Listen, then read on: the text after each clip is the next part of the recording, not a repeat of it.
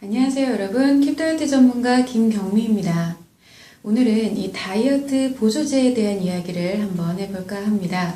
SNS를 통해서 국내 다이어트 보조제에 대한 광고가 아주 무분별하게 드러나고 있습니다. 임상자를 직접 인터뷰를 하고 그 과정을 촬영을 해서 마치 정말 다이어트 보조제에 의해서 체중 감량을 이뤄내는 것처럼 그런 내용을 광고를 하는 것입니다. 이러한 광고를 봤을 때는 식이 조절이나 운동을 하지 않고도 5kg 이상 감량이 가능하다라는 내용들이 즐비한데 정말 다이어트 약도 아닌 다이어트 보조제가 이렇게 체중 감량을 일으키는 것이 가능한 것일까요? 불가능합니다. 병원에서 처방되는 다이어트 약들은 의약품입니다. 이것은 약 의사가 처방을 해야 할 정도로 굉장히 위험하고 효과성이 확실하게 있습니다. 물론 다이어트 약은 효과가 곧 부작용입니다. 그런데 의사 처방 없이도 이 제한 없이 살 수가 있는 다이어트 보조제 같은 경우는 연구를 통해서 그 효과성이 밝혀진 바가 없습니다.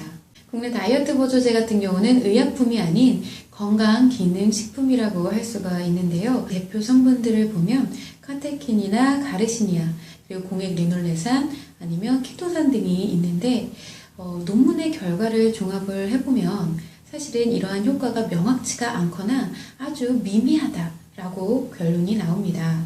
효과를 보였다는 소규모 연구에 대한 논문들은 그 기준들이 정확치가 않아서 사실 그 효과성에 대한 검증을 하기가 무척 힘든데 다이어트 보조제 광고 같은 경우는 이러한 효과성에 대한 부분만을 일부 발췌를 해서 과대 광고를 하고 있는 것이 이 국내 다이어트 보조제의 실체입니다.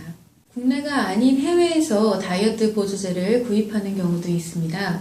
이 해외 다이어트 보조제는 섭취 시에 국내 다이어트 보조제와 비교가 되지 않을 정도로 부작용이 발생을 하게 되는데 다이어트 초급자, 중급자, 고급자에 나뉘어서 판매를 할 정도로 그 강도가 매우 높다고 볼 수 있습니다. 제가 해외 다이어트 보조제를 구매할 당시에는 그 주성분이 에페드린이라고 하는 마왕 성분이었습니다.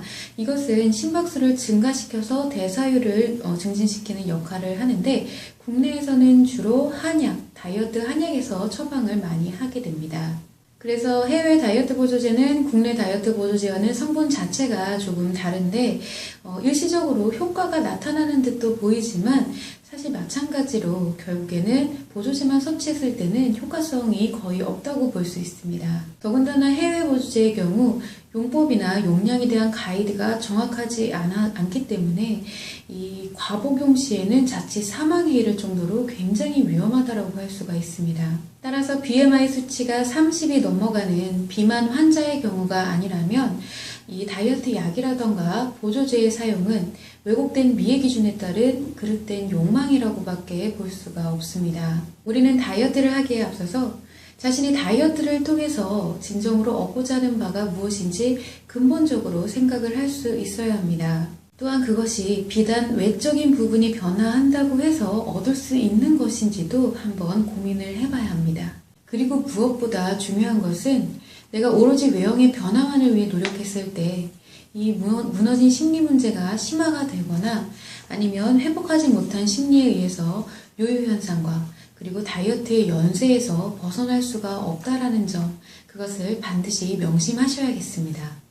자, 이것으로 오늘의 이야기를 마치도록 할 텐데요.